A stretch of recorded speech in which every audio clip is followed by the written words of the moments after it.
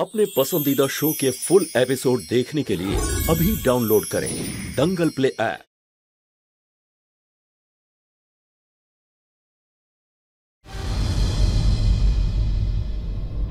এটা আমার তোমাকে দেওয়া আর একটা কথা। চলো।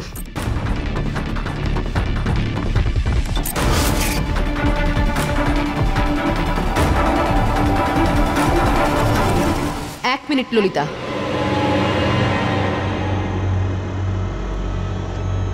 কাউকে এতটাও ভয় দেখানো উচিত নয় যে তার মন থেকে ভয়টাই মুছে যায়।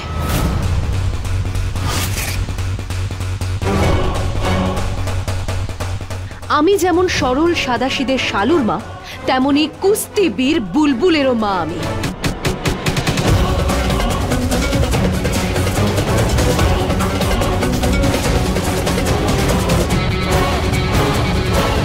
আরও একটা কথা, আপনার পরিবারের কি সমস্যা সেটা আমি জানি না, কিন্তু আমার পরিবারের দিকে যদি আঙুল তোলেন তাহলে সিদ্ধিদাতা গণেশের দিব্যি ওই আঙুলটা আমি আর কারোর দিকে তোলার মতো অবস্থায় রাখবো না।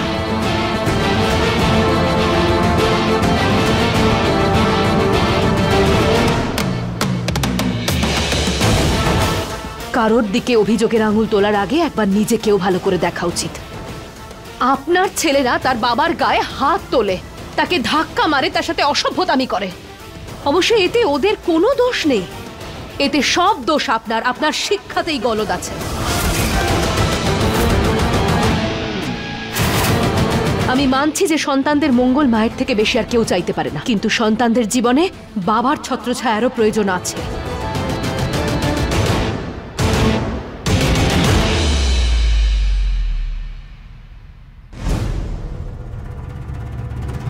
আজ আপনার ছেলেরা সেই অন্যায়টাই করছে যা বহু বছর আগে মিশ্রবাবু করেছিলেন। নিজের বাবার কথা অমান্য করে ও আপনার হাত ধরেছিল। আমি জানি না এই সিদ্ধান্ত ঠিক ছিল না ভুল, আমি শুধু এইটুকু জানি যে নিজের জেদটাকেই ও বজায় রেখেছিল, কারণ ও আপনাকে কথা দিয়েছিল। এমন একটা শক্ত মনের মানুষ আজ এতটা দুর্বল কি করে হয়ে গেল যে তার কাছে মৃত্যুটা জীবনের থেকে সহজ বলে মনে হচ্ছে?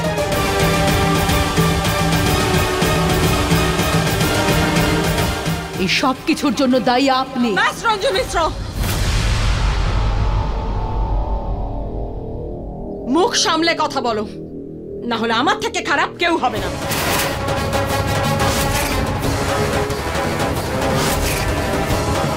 ললিতা দেবী, আর নয়,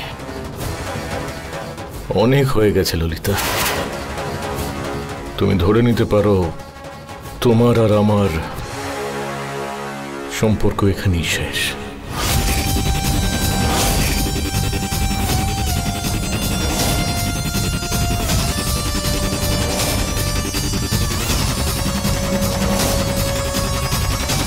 ভালো হয় যদি তুমি এখন এখান থেকে চলে যাও। গুড্ডু, তোমাকে আমার কাছে আবার ফিরে আসতেই হবে। আমি যে কোনো মূল্যে তোমাকে পেয়েই ছাড়ব, এটা আমার প্রতিজ্ঞা।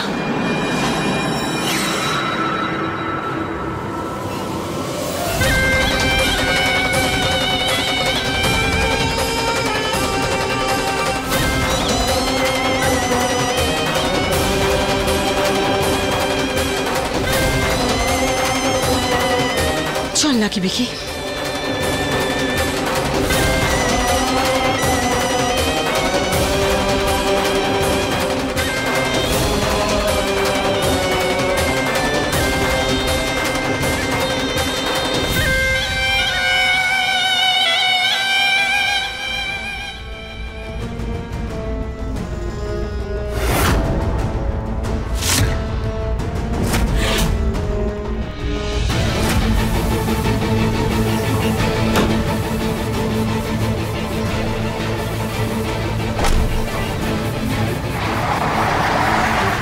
তোমার মাকে দেখে মনে হচ্ছে যে উনি তোমাদের বাবার রাগ ভাঙাতে অসমর্থ হয়েছে। হ্যাঁ ভাই, জীবনে প্রথমবার মাকে এভাবে হেরে যেতে দেখলাম। প্রথমবার মায়ের কোনো ষড়যন্ত্র এভাবে ফেল করে গেল। আমি তো আগেই বুঝিয়েছিলাম যে পেছন থেকে আক্রমণ করা ছাড়ো আর যোদ্ধার মতন ময়দানে নামো। যখন সামনাসামনি লড়াইটা হচ্ছে তখন তো সুযোগটা সদ্ব্যবহার করা উচিত। Let the war begin. You are right. মা বেকার বেকার এই বিড়াল ইঁদুরের খেলা খেলছে। শিকার তো সিংহের মতো করতে হবে। একটা থাবা, হয় এসপার নয় ওসপার। ওই দিন না বিশেষকে গাড়িতে ধাক্কা মারার বদলে ওকে গাড়ি দিয়ে পিষে দেওয়া উচিত ছিল। আর তারপর রঞ্জু আর ওর মেয়েরা দুঃখে এমন পাগল হয়ে যেত যে কোনোদিনও আমাদের পথে বাধা দেওয়ার চেষ্টা করতো না, আর খেলাটা মা জিতে যেত।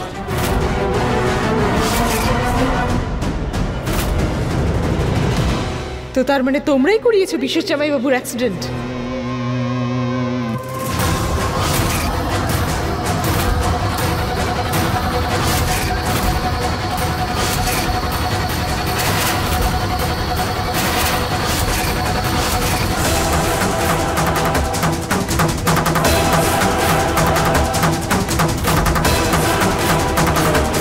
এবার এখানে যেগুলো বলছিলে সেগুলো চলো গিয়ে সবার সামনে বলবে, নয়তো না এরপরে বলতে পারবে না হাঁটতে পারবে।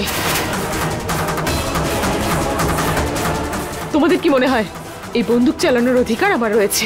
বুকে না পারলেও পায়ে মেরে সারা জীবনের জন্য ল্যাংড়া বানিয়ে রেখে দেবো।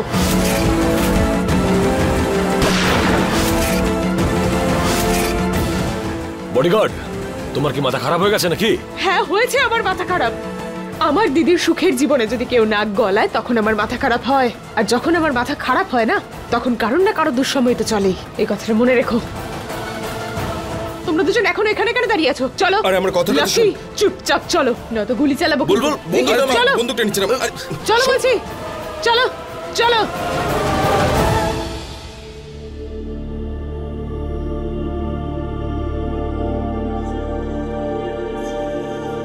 শালু, আমার মনে হয় আমাদের এখন যাওয়া উচিত, বুঝলে?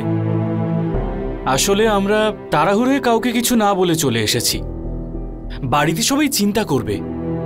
বিশেষ, আজ তুমি যা করেছো তার ঋণ তো সারা জীবনেও আমি শোধ করতে পারবো না বাবা। মা, ছেলেরা দায়িত্ব পালন করে, উপকার করে না। কিন্তু এখন আমাদের বেরোতে হবে।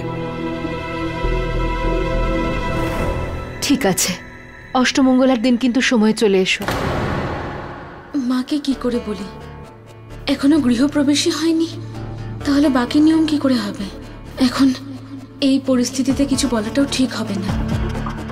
ঠিক আছে মা, আমরা সময় মতো চলে আসবো। এখন আসছি।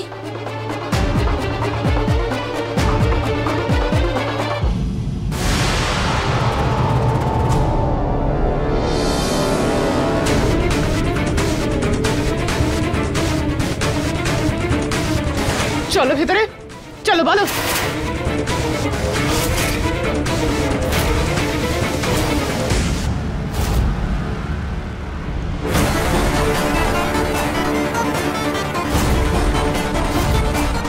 বুলবুল, কি এসব? তুই ওদের গান পয়েন্টে কেন ধরে রেখেছিস? কারণ সোজা আঙুলে তো ঘি ওঠে না দিদি। বুলবুল, কি হয়েছে পরিষ্কার করে বল। মা, পরিষ্কার করতে এরা এক্ষুনি বলবে। চলো বলা শুরু করো, বলো। আমি বলছি, বিশেষের অ্যাক্সিডেন্ট। বিশেষ অ্যাক্সিডেন্ট কি? পুরো কথাটা বলো। বিশেষের অ্যাক্সিডেন্ট আমি আর রাজবীর দুজনে মিলে প্ল্যান করেছিলাম।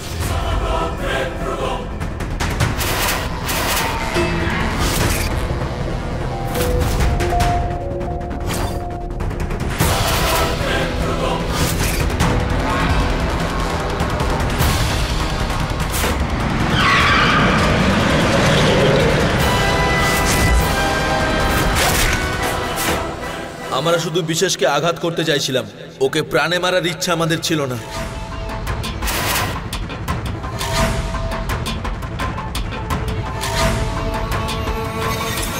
আর এদের এই নোংরা প্ল্যানটা আমি কখনো জানতে পারতাম না যদি এদের দুজনকে আমি রাজবীরের সঙ্গে কথা বলতে না দেখতাম।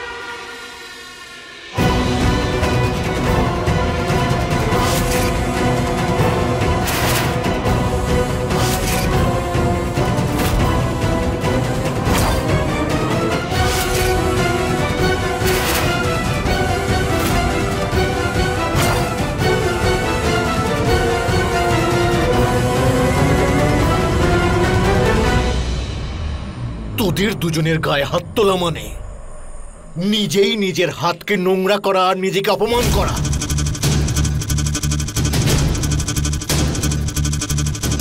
তোদের দুজনের নোংরামির জন্য তোদের চেয়ে বেশি আমি নিজে দায়ী। আজ এখানে যা যা ঘটছে আমারই ভুল শিক্ষার জন্য ঘটছে।